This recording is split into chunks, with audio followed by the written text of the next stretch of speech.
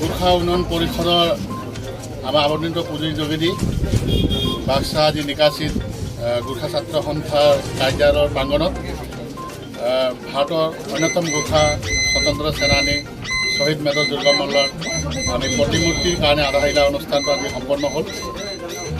বিশেষকৈ বাক্সা জিলা গোৰ্খা ছাত্ৰ সন্থা আৰু গোৰ্খা সন্মিলন তথা নিকাশীভাষী আমাৰ গোৰ্খা সমাজে এই অনুষ্ঠানটো বিচাৰিছিলে প্ৰতিমূৰ্তিটো, আৰু আমাৰ গোৰ্খা উন্নয়ন পৰিষদৰ যোগেদি আজি এই আধাৰিলা অনুষ্ঠানটো কৰিলোঁ। আৰু অসমৰ বিভিন্ন প্ৰান্তত আমি এনেধৰণৰ গোৰ্খা জাতিৰ অন্যতম স্বতন্ত্ৰ সেনানী বা আমাৰ যিখিনি শ্বহীদ আমাৰ জাতিটোৰ কাৰণে, সমাজৰ কাৰণে, অসমৰ কাৰণে, ভাৰতবৰ্ষৰ কাৰণে শ্বহীদ হোৱা আজি শ্বহীদসকলৰ নামত আমি প্ৰতিমূৰ্তি স্থাপন কৰি অসমৰ বিভিন্ন জাতি জনগোষ্ঠীয়ে যাতে আমাৰ জনগোষ্ঠীৰো শ্বহীদসকলক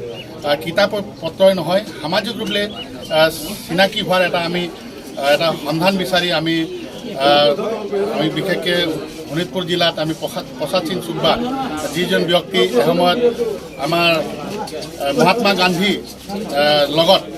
তেওঁলোকে অসহযোগ আন্দোলন, ভাৰত ত্যাগ আন্দোলন, অন্যান্য আন্দোলনত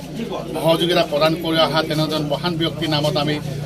তেজপুৰৰ মাজমজিয়াত আমি আধাৰিলা অনুষ্ঠান কৰিছোঁ। তেনেধৰণে আমাৰ BTCত অন্তৰ্গত আজি কোকৰাঝাৰ জিলাত একেবাৰে পিছপৰা এক অঞ্চল, বিশেষকৈ সীমামূৰীয়া অঞ্চল, তাত আমাৰ সৰলপৰা বুলি ঠাইডোখৰত আমাৰ 2002 চনৰ 2 ফেব্ৰুৱাৰী তাৰিখে গোৰ্খা জনগোষ্ঠীৰ 5জনকৈ পৰিয়ালৰ লোকক একেদিনা দুৰ্বৃত্তকাৰীয়ে গুলী মাৰি যেনেধৰণে আমাৰ জাতিটোৰ পৰা তেওঁলোকক আঁতৰাই লৈ গৈছিলে,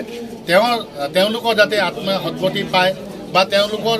আত্মাটো সদায় যাতে ৰাইজৰ মাজত থাকে স্থাপন কৰি তেওঁলোকৰ নামত আমি শ্বহীদ বেদী নিৰ্মাণ কৰিছোঁ। আৰু অসমত বসবাস কৰা গোৰ্খাসকলৰ কাৰণে বিভিন্ন দুৰ্গম অঞ্চলবোৰ আছে, য'ত বিভিন্ন ছাত্ৰ সংগঠন, আমাৰ গোৰ্খা জনগোষ্ঠীয় সংগঠনবোৰে বা আমাৰ সামাজিক বিশেষকৈ আমাৰ ব্যক্তিসকলে গৈ কোনো ধৰণৰ যেনেধৰণে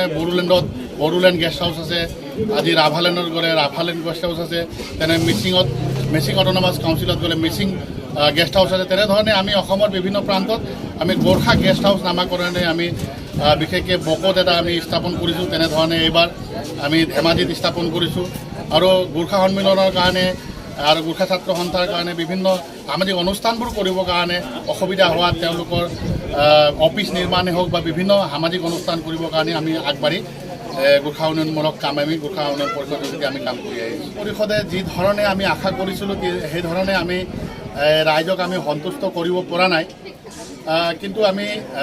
অসম চৰকাৰক বিশেষকৈ মাননীয় মুখ্যমন্ত্ৰী ডক্টৰ হিমন্ত বিশ্ব শৰ্মা ডাঙৰীয়াই যেনেধৰণে আমাক বুজাইছে বা প্ৰতিশ্ৰুতি দিছে সেইমতে আমি কাম কৰি আছোঁ।